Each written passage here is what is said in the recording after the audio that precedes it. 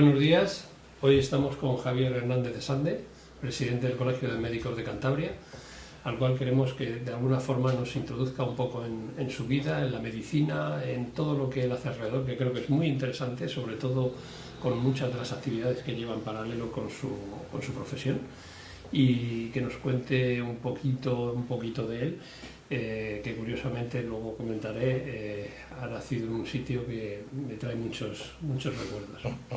¿Dónde he nacido? Yo nací de casualidad en Alicante, porque mi padre era médico de APD, era nacido en Cáceres, estudió en Salamanca y de las primeras oposiciones que aprobó, una fue Salvatierra de los Barros, donde nació mi hermana, de ahí aprobó unas restringidas que había y se fue a Benijòfar, Alicante, y ahí nací yo. Y por eso tengo 5 meses de alicantino. Y mi título de medicina dice que nació en Alicante, provincia de Cantabria, que eso es una cosa curiosa, porque cuando fui a recoger mi título, les dije, oye, que se han equivocado, que pone nacido en Alicante, entre paréntesis, Cantabria. Me dijo, bueno, pues habrá sido un error, pero ya sabes que si tienes que pedir el título tarda otros 2 años. Dije, no, me le quedo. Y después de ahí ya vino a Arnuero. Y en Arnuero ya estoy desde el año 62 hasta el 72, que ya aprobó otras restringidas, y de ahí ya vino a Santander Capital, donde estamos desde hace ya muchísimos años. Sí, hemos hecho un recorrido. Mi padre, ahora que a los médicos les cuesta un poco moverse, sin embargo en aquella época era muy fácil, ¿no? Tenías que aprobar una posición y elegías el sitio de toda España. Entonces mi padre hizo ese recorrido, ¿no? Badajoz, Salvatierra de los Barros, Alicante, Benijòfar, Cantabria, Arnuero y luego Santander Capital. Y desde aquí está, pues desde el año 72. Buena experiencia. Pero bueno, al final es desde donde paces, dice, ¿no? Yo tengo mucho de Cantabria santanderino y con esa raíz alicantina. Yo me acordaba con esa anécdota de Gila, donde dice a la madre, oye, que he venido, que he nacido, ¿no? Porque la madre se había ido a comprar. Sí, sí. Un poco en Alicante así, ¿no? De momentito que voy a nacer. Pues yo así, tengo esa parte de alicantina, y luego sí que es verdad que mi padre nos llevaba todas las vacaciones primero a Guardamar del Segura, ahí cerquita de la playa, y luego a San Juan, que hay un hotel, por decir una manera, de previsión sanitaria, y hemos pasado toda nuestra infancia, los veranos, siempre del 1 al 15 de septiembre, que esa era la fecha que sí, cayera como cayera, si cayera el lunes y tal. Mi padre siempre era del 9 al 15, porque ya sabes que el día 30 aquí es fiesta en agosto y el día 15 es fiesta también, pero mi padre no quería, si coincidía un sábado y podíamos quedar el fin de semana, no, nos teníamos que venir el día 15. Bueno, eran esas anécdotas de viaje, que además era un viaje muy entrañable. Fíjate, íbamos 7 en un R12, oyendo a Gila, como tú bien has dicho antes, parando en multitud de sitios, discutiendo con mi madre en Madrid, que si te has equivocado, que si no te has equivocado. Bueno, son anécdotas muy curiosas de la vida. Cuando el Google era el copiloto que tenía que aprenderse el camino. ¿Sí? Eso es, sí, mi padre decía, ¿no te has dado cuenta de que ponía a Alicante y tal? Y entonces tenías que seguir hacia adelante para girar otra vez, era un lío. Bueno, se hacía eterno, pero bueno, esas discusiones de coche eran muy entretenidas, y nosotros atrás íbamos callados. Yo me acuerdo otra anécdota también de mi padre, que probablemente, no sé si te lo habrá contado a ti el tuyo, y es que en Alicante, por lo visto, mi padre ha sido un fanático de Alicante, de hecho ha muerto allí, he estado viviendo muchísimos años allí, tenía una segunda residencia hasta que ya se trasladó allí a Alicante, y me contaba una anécdota que era que al principio, me imagino que estaba hablando de los años 40, principio de los 50, que en la playa la gente se tumbaba a tomar el sol, pero no podía estar con el cuerpo desnudo con su traje de baño, pero desnudo, y tenía que taparse con una toalla. Y por lo visto pasaba una persona que era una especie de sereno, para aquel que no conozca un sereno, pues ya lo contaremos, y que le decía, era el famoso tapa-tapa, porque iba por allí diciendo tapa-tapa a la gente que no estaba cubierta con la toalla, no podía mostrar su cuerpo. Yo eso no lo he vivido, ¿no? Sí que, bueno, yo por mí soy relativamente joven con eran los serenos, pero también me acuerdo de los que guardaban los parques, que eran unos hombres que iban de marrón, etcétera y tal, y que si hacías alguna travesura te venían y te reñían, ¿no? Pero lo de la playa no lo viví. Yo solo estuve en Guardamar del Segura cuando tenía pues 7, 8, 9, 10 años, y ahí lo que hacíamos era jugar, distraernos. Era una playa, me acuerdo, muy estrechita, y cuando subían el Mediterráneo, bueno, cuando había oleaje, porque el Mediterráneo no se mueve mucho, pero cuando había oleaje sí, y entonces llegaban las olas del oleaje casi hasta la casa, ¿no? Pero bueno, era la verdad que una experiencia muy divertida. Pues además lo contrapongo con la famosa playa que hay aquí de bikinis, cosa que yo llevo poco tiempo, como sabes, en Santander, entonces hay cosas que me están chocando, que se llamaba bikinis, porque era... Venían las francesas, decían. Las francesas, y los primeros bikinis que yo creo vienen los santanderinos, pues probablemente sería allí, ¿no? Y entonces siempre se cuenta esa anécdota que todo el mundo iba, no se dejaba entrar a todo el mundo, sino que solo eran los cursos de verano y claro, todos íbamos, o irían, vamos, por la playa de Peligros y la Magdalena, en esa pequeña playa que hay allí, ese pequeño arenal, que allí iban las que venían a estudiar el idioma español extranjeras y claro, iba todo el mundo a ver Claro, y de hecho a las mujeres de Santander se llamaban manta porque claro, los hombres salían con las chicas en invierno y por eso no eran manta y cuando venían las extranjeras iban con las extranjeras, ¿no? Son anécdotas de la vida, pero bueno, lo de bikini sí que es verdad que se ha quedado en el tiempo y que todos los de Santander conocemos ese pequeño arenal como la playa de Bikini. Todo Santander allí, por lo menos los jóvenes... Bueno, me imagino que sí, ¿no? En aquella época era sorprendente de ver la época de cuando empieza el Sardinero, con aquel espacio real y con aquellos vestimentas para bañarse, a de repente ver a aquellas personas que venían y que se ponían en bikini, pues imagino que fue también una novedad para los santanderinos. Pues hay una serie de cosas que me acabo de enterar que, bueno, que has tenido tu experiencia también como cocinero como digamos programa de cocina donde tú mostrabas tus artes culinarias, donde además ahora resulta que también me he enterado recientemente que tienes la gestión de una asociación de vinos de Cantabria. Bueno, que a mí me parece sorprendente la cantidad de actividades que llevas junto con la presidencia del Colegio de Médicos y que eres capaz de gestionar todo con tu siempre afable trato y digamos esa cálida acogida que haces siempre. Me parece increíble que puedas llegar a todo eso y que lo hagas de semejante manera, ¿no? O sea, que todo el mundo te admira. No, bueno, hombre, habrá alguien que seguramente no me caiga tan bien, pero bueno, sí que es verdad que yo tengo una afición desde hace muchísimos años, que fue la afición de la gastronomía, en la que yo me acuerdo cuando mi padre estaba en Arnuero, había una tata que se llamaba Emilia Uca, que la queríamos muchísimo, y que yo iba mucho con ella, y tenía aquella cocina económica, esa que dejaba allí a un lado, me acuerdo de las natillas, que estaban buenísimas, o también me acuerdo, la cuadra la tenía cerquita, y su marido horneaba leche y la ponía a hervir y nosotros íbamos ahí esperando a la nata, que nos ponía la nata con un poquito de azúcar. Bueno, y ahí sin querer empezó un poco a gustarme la cocina y luego sí es verdad, cuando me meto en más líos de alguna manera gastronómicos es cuando en Puente Viesgo, que yo estaba de médico en el balneario de Puente Viesgo, en el año 91-92, y con Pedro, que era el cocinero en aquella época, pensamos de qué manera podíamos potenciar el balneario y trajimos pues a los 12, 14 gastrónomos en aquel momento, periodistas más top de España, y los trajimos, me acuerdo, 2 años, y allí hice pues muy buena relación con Miquel Ceberio, que quizá es una de las personas que más sabe de gastronomía en España y sobre todo de producto, y además tuve una anécdota muy buena porque cuando llegó tenía catarro y nosotros hacíamos una técnica que era meter vapor de agua y un chorro de agua para intentar aliviarle. Y entonces bajó a cenar y bajó toponado entero, hecho un lío, y me acuerdo que ahí en la propiedad me llamó y dijo: el catador más importante de España, la has jorobado la nariz y tal. Y a raíz de ahí hice una magnífica amistad con Miquel, y de la que hoy perdura y que es como mi pater en el tema gastronómico. Y a raíz de ahí me acuerdo que escribí un libro que era un libro de recetas de Cantabria, que tuve la gran suerte de que me lo prologó Severiano Ballesteros.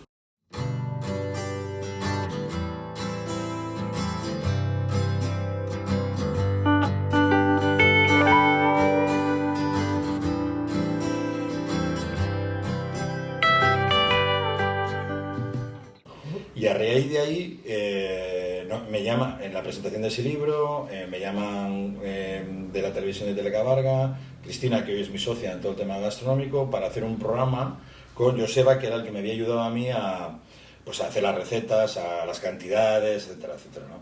Y a raíz de ahí nace el colaborar en esa televisión, que estuvimos 9 años, un programa muy divertido en el que Joseba era el cocinero y yo era el que tenía que decir pues las cualidades culinarias y tal. Bueno, al final contábamos chistes, yo comentaba pues las fiestas de los pueblos de Cantabria, al final luego ya nos llamaban a otros sitios para grabar en zonas, bueno, y al final se hizo ahí una cosa gastronómica muy importante, ¿no? Y con ese con ese programa, al final, también, ya con Cristina como socia, que era nuestra directora, pues empezamos a hacer una feria de vino. Que en principio lo que queríamos con esa feria de vino era traer todos las mayores posibles bodegas de España para que la hostelería de Cantabria las conociera y pudiera probar. Y también en aquel momento empezaba a emerger de alguna manera los vinos cántabros, ¿no? Empezaban a darse a conocer y bueno, con esa progresión hemos acabado en la feria que hemos realizado recientemente y ahora sí que los vinos de Cantabria cada vez son más importantes, cada vez hay más vinos, no solo los vinos blancos de la costa de Cantabria, sino también los vinos tintos de la zona de Líbana, pero no solo eso, ¿no? Sino que volvemos a tener la sidra, como antiguamente teníamos, vermouths, etc., ¿no? Y también ahí surge una feria del producto de Cantabria, que seguimos haciendo todos los años en el Palacio de Exposiciones y Congresos en diciembre, y empezó también para dar a conocer esos pequeños productores, que te estoy hablando hace 21 años, 22, no había esos lineales en los grandes superficies ahora, que ahora sí hay, antes no lo había, y los llevábamos para que la gente los pudiera probar, ellos pudieran vender, porque a veces ibas a ferias y solo era para probar y no para vender, y también para que pudieras comentar, pues oye, ¿cómo haces este producto? ¿Dónde lo haces? ¿Se puede ir a visitar? ¿Cómo está? Y todo eso ha ido creciendo y ya llevamos pues 20 años, bueno, 22 en principio, porque la pandemia nos hizo parar ese momento, y ahí hicimos el programa. Y luego hicimos una cosa muy divertida del toro. Pero, ¿y qué hacíamos? Gracias a Julio, que era el matarife de la plaza, nosotros congelábamos un solomillo del primer toro de cada corrida de la Feria de Santiago. Y al año siguiente hacíamos un festejo que lo habíamos hecho durante 10 años, donde 7 cocineros, porque antes había 7 corridas de toros y ahora hay 5, tenían que hacerlo con aceite de sal y una sartén, para valorar cuáles eran las cualidades del toro, no del cocinero, y sobre eso dábamos un premio al cocinero y a la ganadería. Y lo que pasa es que Julio se jubiló, ya no es el matarife de la plaza, y ahora pues no lo podemos hacer, pero era un evento donde juntábamos a muchos amigos en defensa de la fiesta nacional, pero de otra manera, ¿no? De la manera gastronómica. Y hacíamos, me acuerdo, en el festejo, pues poníamos lo que quedaba del solomillo, que no había catado los jurado, hacíamos un guiso con carne de toro y traíamos cecina de toro que hay en León y hacíamos sobre eso un evento y entregábamos los premios. Bueno, hemos hecho cosas, ¿no? Luego pues hice una guía de dónde comer bien en Cantabria, he escrito varias cosas por ahí, he hecho varias guías, bueno. Es una afición que me quita de mi día a día, de lo que es mi profesión médica, me requiere tiempo, pero bueno, gracias a Dios me entretiene, me divierte, he hecho grandísimos amigos de la gastronomía, tanto en la restauración como en la sumillería, como camareros y sumiller, es decir, y eso al final a mí me ha enriquecido muchísimo y por eso quiero seguir. Recompensa el tiempo, sí. Hay dos curiosidades más otra vez, y es que has comentado, yo sé que soy mayor, no lo niego y lo asumo, pero comentabas lo del tema de quitarte la congestión y demás con un sistema de irrigación y demás, sí. Lo sigo haciendo, sí. Entonces debo ser todavía muy antiguo. Y por otro lado, era una cosa muy curiosa que yo te iba a preguntar, pero sin saber que tú tenías tantísima afición a la gastronomía, que había desarrollado este sistema,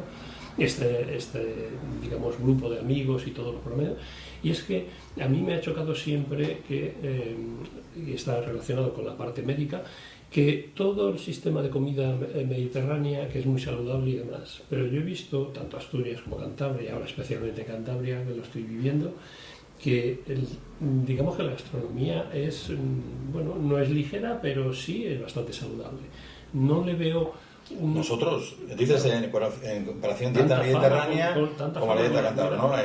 Hay un libro que escribió un médico asturiano de la dieta cantábrica y tenía en parte de razón, es decir, nosotros tenemos casi todo de los productos, ¿no? Tenemos huerta pequeñita, pero la tenemos vino, no tenemos el aceite, pero sí nos lo trajeron un poco los jándalos que ya sabes que fueron, esos jándalos que fueron a Andalucía, nos trajeron el aceite y el sistema de fritura, porque la fritura era muy importante y entonces nos trajeron todas esas cosas. Y tenemos cantidad de cosas, pero también una parte que nos diferencia es nuestros pescados son del mar Cantábrico mucho más oxigenado, más potente, más batido, lo que quiere decir que nuestros peces pues son un poco más carnosos y más fuerza y tienen más. Entonces, esa diferencia con el mar Mediterráneo en comparación con la nuestra, yo creo que a la dieta cantábrica le da ese valor añadido que es importante. Yo creo que además en Cantabria es una comunidad donde se come bastante bien y donde tenemos esa diferencia de mar e interior, donde el mar tenemos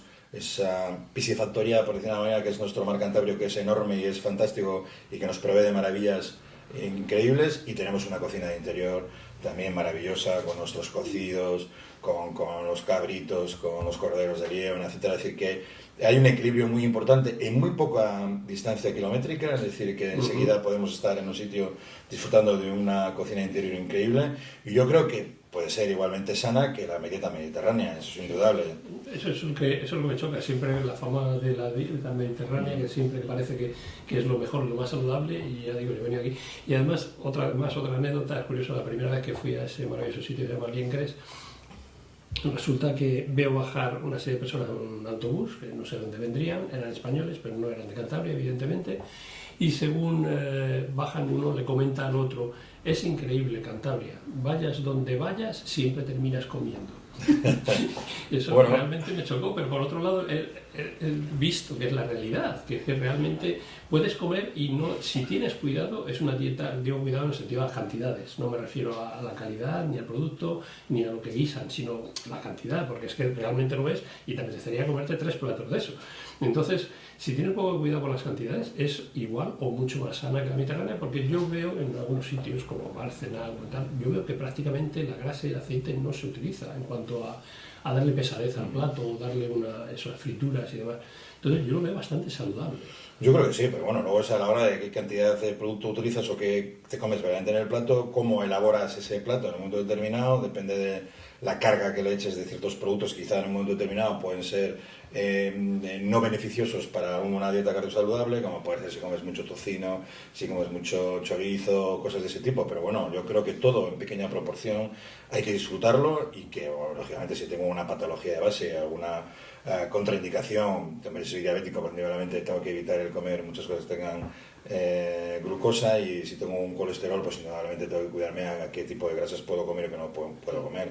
Pero yo creo que cada vez más, sobre todo la gente que va cocinando cada vez mejor y que va elaborando cada vez más saludable, yo creo que todas esas abuelas que decimos, ¿no? Todas las abuelas de interior que han cocinado siempre increíblemente bien, no sobrecargaban en exceso también grasa. Saludable, y de hecho ahí estamos, sí, ¿no? Sí, sí. No, y tanto. Estos no son los torrendos sorianos, ¿no? Lo que se come aquí normalmente, entonces está.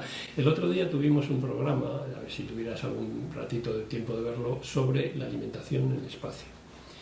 Y eso es una de las cosas que también creo que la mayoría de las personas no conocen fácilmente, y en alguna forma va a crear una complejidad a la hora de movernos hacia afuera de la Tierra, si es que lo necesitamos, si es que queremos. No lo queremos nosotros. No, desgraciadamente no, y algún día contaré lo que era mi máximo anhelo en la vida. El tema es que de alguna forma eso podría, como otras muchísimas cosas, como comentamos el otro día, revertir hacia la Tierra, hacia nuestra vida día a día.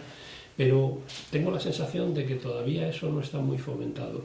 Es decir, cosas como, por ejemplo, la producción de ciertos, comentabas antes que no hay una gran extensión de agricultura aquí, porque por muchos motivos de la orografía de Cantabria, y no hay una gran extensión. Entonces, no se utiliza suficientemente esa producción y reproducción de la agricultura de vegetales y demás y tal, de una forma minimizando toda la cantidad que se usa de agua, de productos, de tierra y demás, tratando de gestionar otro tipo de fabricación industrial, entre comillas, digo por la producción, pero no por el tipo de producto. O sea, que no convirtamos esto en un producto artificial, sino ese producto de forma industrial, tipo, pues yo qué sé, la lechuga, los tomates, sí, como en Holanda y Alemania.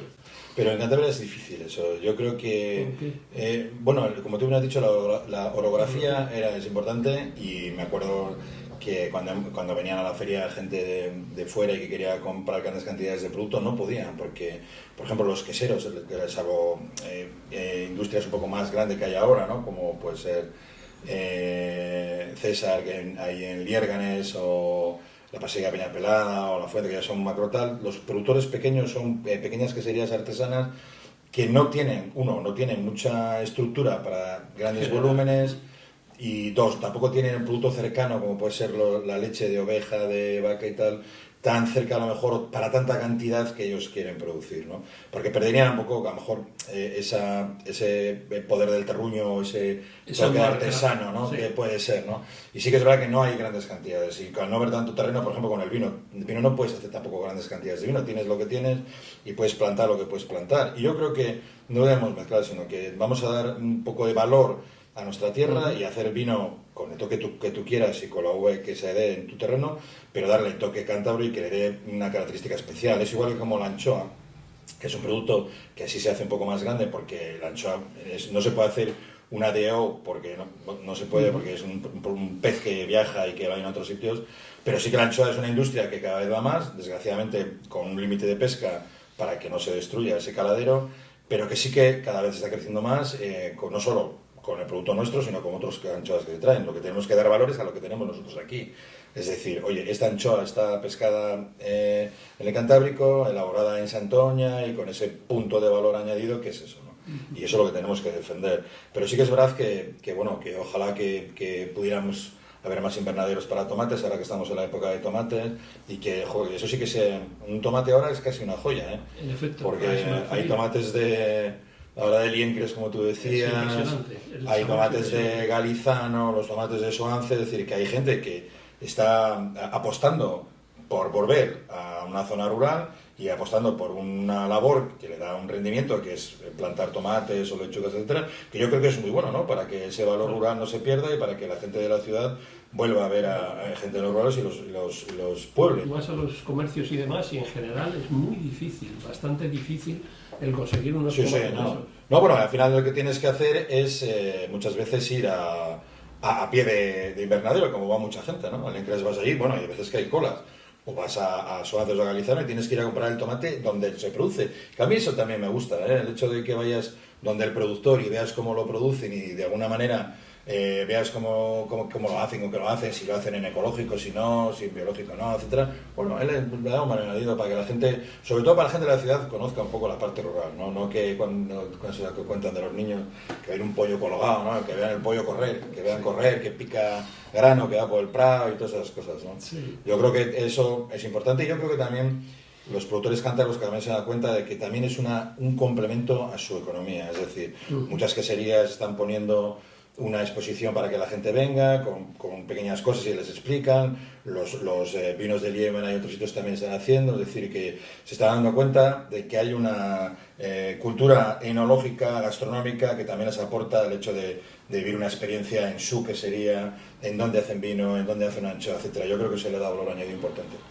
Eso es un buen punto, porque yo hace 35 años que pasé unos años en Francia, y siempre me llamaba la atención de que de alguna forma en todos los sitios podías ir por vino específico de la zona, por quesos, por demás, y cada verano que he ido de vacaciones allí siempre eran una serie de ferias de productos regionales en los cuales, aparte del mercado en sí, que es delicioso pasar por un mercado, como tú dices, y por otro lado ir a los sitios donde de repente ves un anuncio de lo que se compra y se vende. Y es curioso porque Cantabria podría darse a eso, porque es una, yo creo que producción muy local. Cada vez hay más, ¿eh? Yo creo que una de las apuestas que está haciendo la Oficina de Calidad Alimentaria, la Consejería a través de la Oficina de Calidad Alimentaria, es promocionar muchas ferias en los diferentes pueblos de Cantabria. Yo creo que no hay fiesta que se celebre que no tenga en paralelo una feria de producto, una feria de venta de productos de Cantabria. Yo creo que cada vez hay más, y yo de eso felicito a la Oficina de Calidad Alimentaria, ese apoyo que hace de alguna manera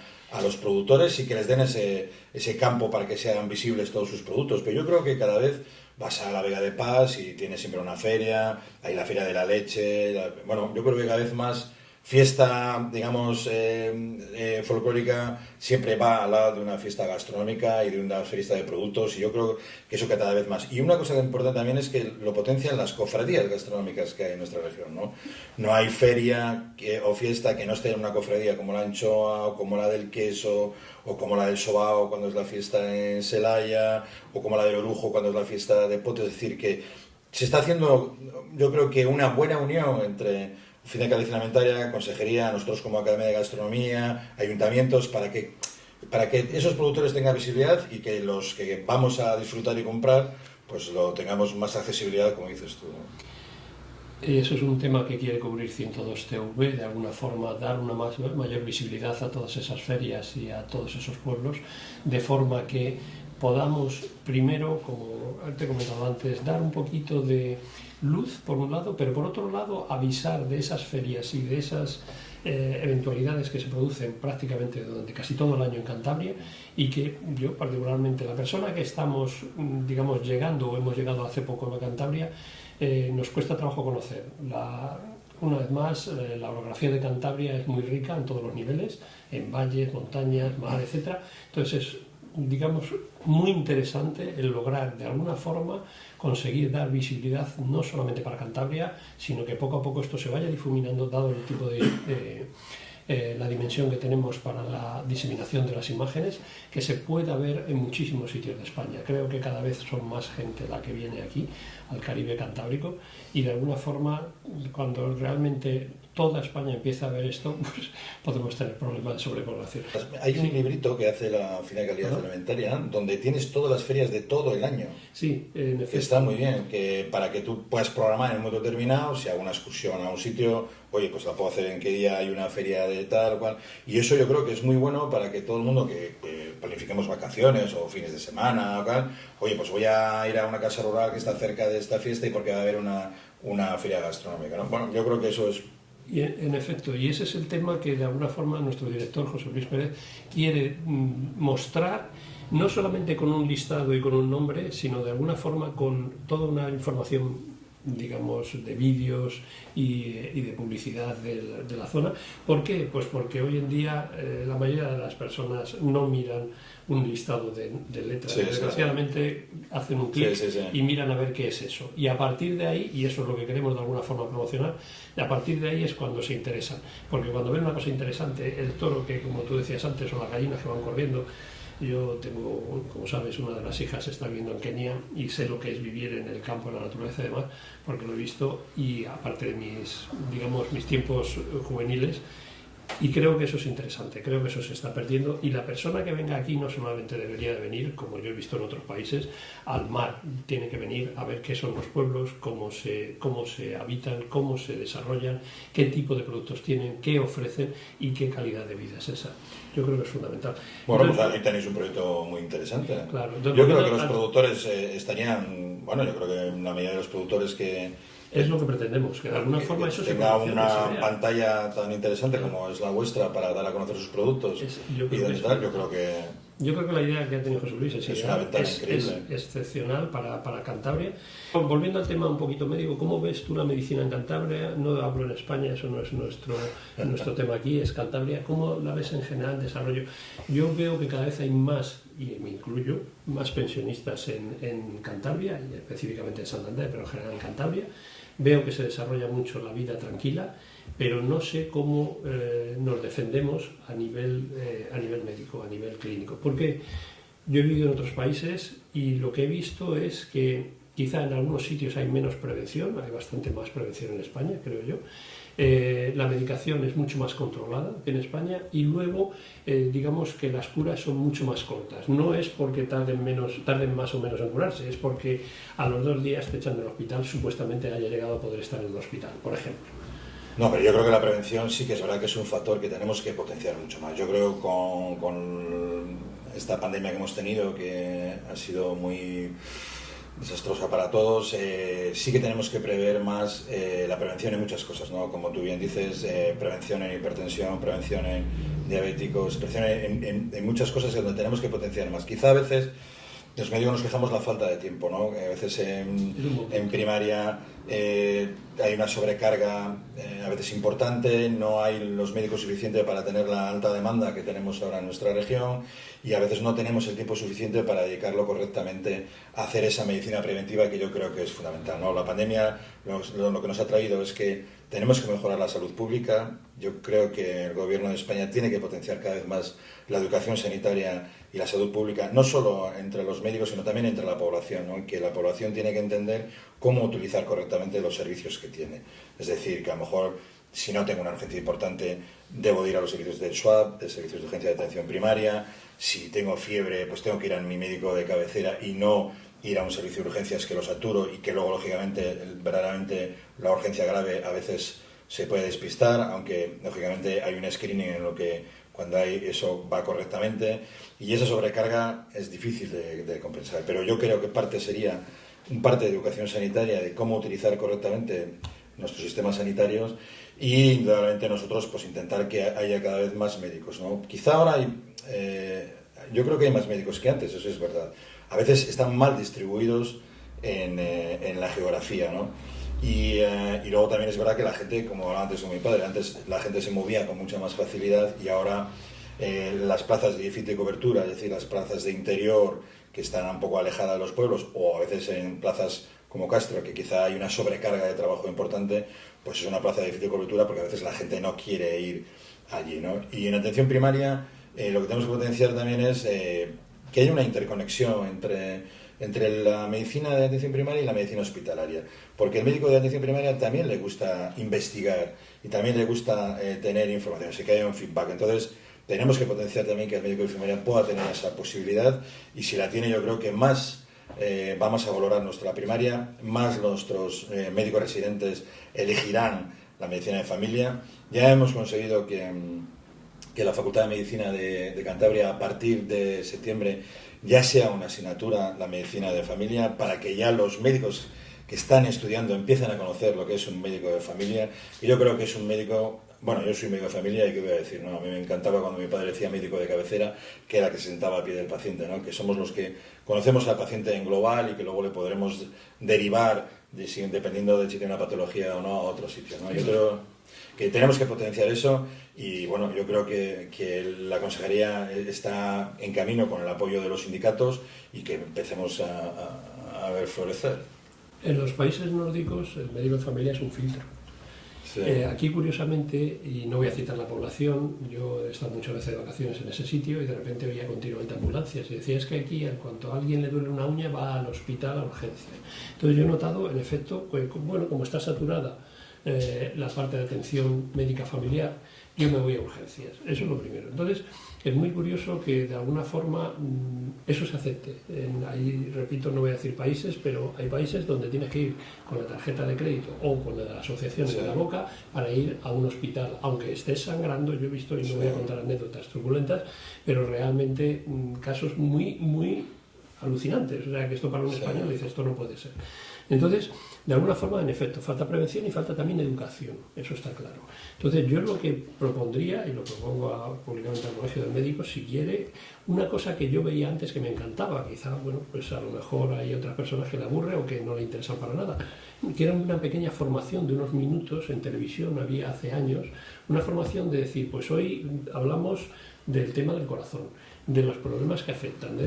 Podría ser una emisión de 10 minutos periódicamente, suficiente para, y donde fuera, no tiene por qué ser en este estudio, dentro de Santander, donde se pueda decir, hoy vamos a hablar de la prevención para problemas de infartos o de corazón, o de las articulaciones, etcétera, etcétera. Eso podría ser una de las ciertas labores que quite bastante trabajo a nivel de médico de familia, de decir, no, es que usted no se da cuenta que tiene un problema de corazón, ¿por qué no hace esto? ¿Cómo? No, pero mira, hay dos cosas. Una que quería comentar, el tema de los nórdicos. Los nórdicos tienen telemedicina. Claro, llega en un momento que nieva y están tan aislados que la telemedicina es una base muy importante dentro del sistema de salud. Y eso yo creo que aquí parece que está mal vista, pero allí soluciona muchísimos problemas. Y dos, lo que decías tú de la educación en salud. Yo hablaba recientemente en una charla que hicimos... Perdona, y la telemedicina la hacemos tú y yo muchas veces. También. Bueno, porque a veces a mí me manda mucha gente por WhatsApp o me llama, oye, tengo esto. Nada, no te preocupes porque no es nada. Espera un poco y tal, y eso ayuda mucho. Y la telemedicina a veces... para pequeñas cosas te puede distraer. Bueno, de hecho, la telemedicina se utiliza, por ejemplo, en el hueso para no trasladar al paciente, se utiliza para dermatología, psiquiatría, para cosas que se pueden hacer, ¿no? Y lo que hablabas de salud pública, que te comentaba antes, tuvimos una charla recientemente sobre la apnea del sueño en la conducción y tal, y yo hablaba con Pere, que es el director general de tráfico, y decía, joder, lo que tenemos que hacer aquí, o el gobierno tiene que hacer, es esas campañas que hace la Dirección General de Tráfico para los accidentes. Joder, ¿por qué no hace una campaña potente de educación sanitaria? Correcto. Y ganaríamos mucho? Pues eso es lo que yo le decía, digo, joder, además las campañas de la Dirección General de Tráfico, que oye, que son muy buenas, muy interesantes y que han reducido mucho y muy tal, pero económicamente son muy potentes y ese dinero también, ¿por qué no?, en educación sanitaria para que la gente sepa eso, lo que decíamos antes, cómo utilizar correctamente los servicios, que verdaderamente síntomas pueden ser susceptibles de gravedad o no, que hay veces que síntomas leves, etcétera. Pero ahora hay una inmediatez, todo que tiene que ser inmediato. A mí a veces me llegan pacientes que lleva con fiebre de 2 horas o 3 horas, tal, digo, joder, pero hay veces que tienes que esperar un poco porque es un proceso viral, porque realmente no hay ningún síntoma de alarma acompañante que pueda ser. Es decir, yo creo que hay esa inmediatez. A mí quiero que me resuelvan ya, no, hombre. Antiguamente se esperaba un poco, si realmente se acompañaba de un síntoma, pues yo sé, estoy vomitando, me mareo, pierdo conocimiento, bueno, puede ser una cosa más grave. Pero a veces procesos banales, la gente quiere inmediatez de solución. Y hay veces que la solución no la hay en cuanto a que tiene que ser un proceso autolimitado, que es un proceso gripal y que tiene que estar 3 o 4 días con fiebre y pico y luego bajar. Y es que no hay esa varita mágica que el primer día se quita todo, sino que... En ese sentido, también por los países nuevos que he vivido, y centroeuropeos, donde todo ese tipo de cosas conllevan una evolución. Es decir, si tienes que estar 2 días con fiebre y ves que no hay ningún proceso realmente preocupante, te estás en casa, no contagias, eres capaz de sacar pues, el famoso remedio del paracetamol, y eres capaz de evitar que eso se propague. Y en ese sentido voy con otro tema que contabas antes, del tema del COVID. Llevamos prácticamente todo el siglo con 2 o 3 pandemias muy fuertes viniendo de Oriente, no nos engañemos, vienen de Oriente, sabemos de dónde vienen.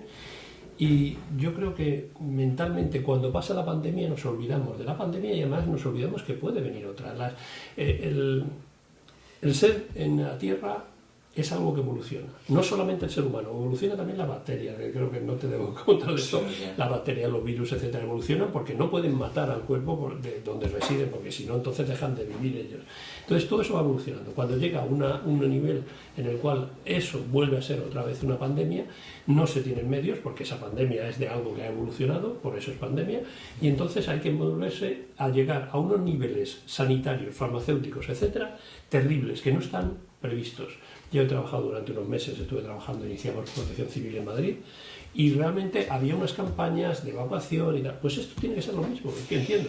Por eso decía que hay que potenciar la salud pública. Lo que nos ha enseñado la pandemia es que habíamos abandonado la salud pública, habíamos abandonado la educación y la prevención de estas situaciones que pueden ocurrir. Bueno, de hecho ahora estamos con COVID más de lo habitual. Lo que pasa, afortunadamente, es un COVID muy banal, que produce fiebre pues como un proceso vírico sin más, pero que la gente está haciendo test y yo lo que veo ahora en la consulta, que hay un repunte de COVID, ¿no? No es un repunte que tengamos que estar preocupados, pero sí es verdad que hay un poco de COVID más de lo que suele haber habitualmente. Y además, coincidente del verano. Yo creo que al final se va a quedar la gripe para otoño-invierno y el COVID para el verano.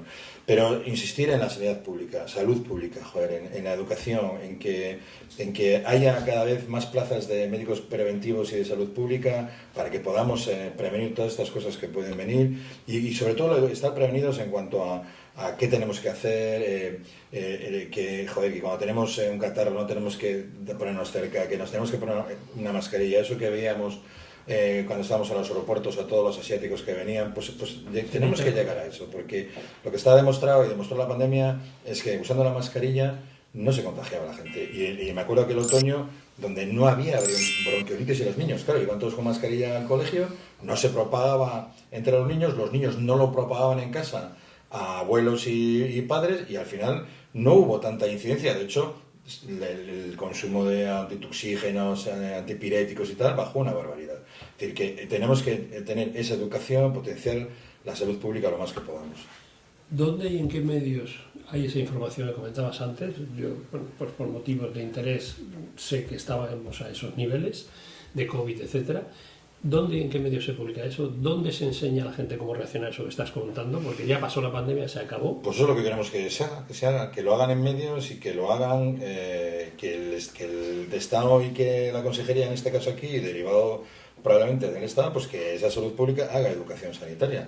¿Dónde lo puede hacer? Pues bueno, pues haciendo campañas, me imagino, haciendo, como tú dices, o aquí campañas en la tele, o hacer campañas en centros cívicos de la ciudad de Santander, o centros cívicos de mayores. Es decir, yo creo que tenemos que hacer esas pequeñas campañas que son importantes, y luego indudablemente nosotros, ¿no? Los médicos el tener el tiempo suficiente para poder hacer esa prevención que es necesaria, ¿no? Y indicarle 4 parámetros que tienen que estar. A veces vamos demasiado deprisa en las consultas y no dedicamos ese tiempo que tenemos que dedicar como médicos de familia a la prevención, a explicarle cuál es su patología, a explicarle qué es lo que tiene que hacer. Esas precauciones son importantes a la hora de no difundir la enfermedad, de no contagiar, y sobre todo de que no haya un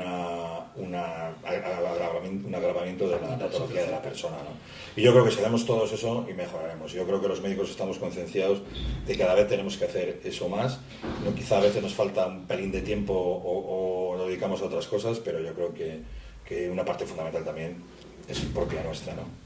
Entonces, si el director me autoriza, yo creo que, hablando de tiempo, porque tenemos de alguna forma ir cerrando, sí, y sobre todo tu tiempo, que es mucho más sobre todo esto, si el director me autoriza, yo creo que ofrecemos este estudio, o donde haya que ir, para que de alguna forma tengamos, si es posible, y si el colegio lo acepta, y parece que podría ser una buena idea, el promover una educación sanitaria en general, para que de alguna forma cada una de las eventualidades más graves y más fuertes que nos encontremos, por lo menos, que podamos de alguna forma informar y educar de cómo reaccionar, cómo tratar y cómo sobre todo, cómo sobrellevar en alguno de los casos algunos de los problemas y evitarlos si es posible.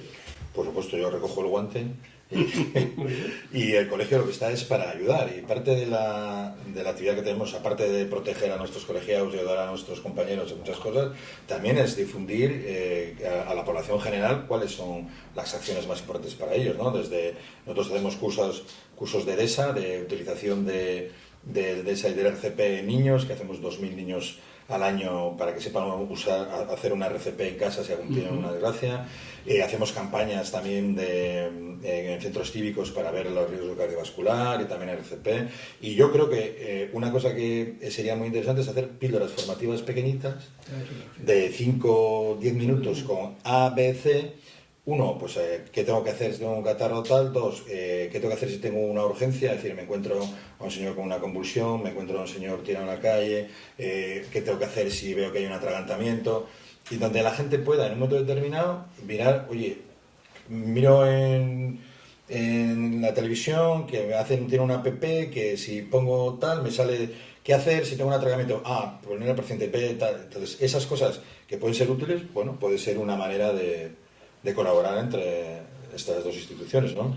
Y en ambos casos, acabas de decir una cosa muy buena, es que para los niños, si se pudiera hacer algo específicamente a nivel, no es que sean menos inteligentes, sino simplemente que lo puedan entender, porque lógicamente no han adquirido esa educación todavía a nivel médico, a nivel clínico, pero algo para los niños y algo para las personas, como tú dices, cotidianas, del día a día, donde ves caer una persona, etcétera, etcétera. Sí, a mí, sí, lo de los niños me parece genial. De hecho, ya te digo que nosotros hacemos esa colaboración con el Ayuntamiento de Santander, que son niños entre 12 y 14 años, y hacemos esa campaña todos los años.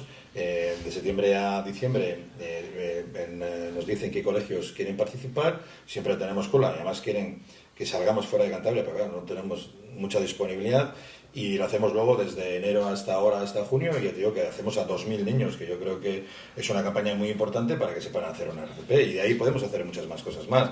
La vice del colegio es pediatra, y que yo creo que estaría dispuesta a dar información en muchos casos, ¿no? Es que este es el tema, para salir fuera de Santander, este es un medio. Perfecto. Salir fuera de Santander y explicarle cada niño, y además sería ideal, un grupo de niños, en fin, ya se prepararía algún tipo de vídeo, pero creo que es una cosa fundamental hoy en día, es la información. Pues por supuesto. Y la información digital, ¿no? Que todo el mundo lo quiere ver rápido y lo quiere ver en un acceso fácil, y a través del teléfono o del ordenador se puede hacer mucho mejor, ¿no? Y bueno, el teléfono sobre todo si tengo que ver una situación comprometida en la que me tengo que informar de qué tengo que hacer, ¿no? Entonces yo creo que esas píldoras formativas serían, bueno, yo creo que muy útil para para la sociedad. Pues aquí estamos para ello. Muchas gracias, Javier, por tu Nada. tiempo. Ha sido genial, de verdad. Se me ha pasado volando, esperemos por cierto. esperemos que esto continúe a nivel informativo y que sobre todo demos una visibilidad a Cantabria de lo que son los pueblos, los productos y la medicina.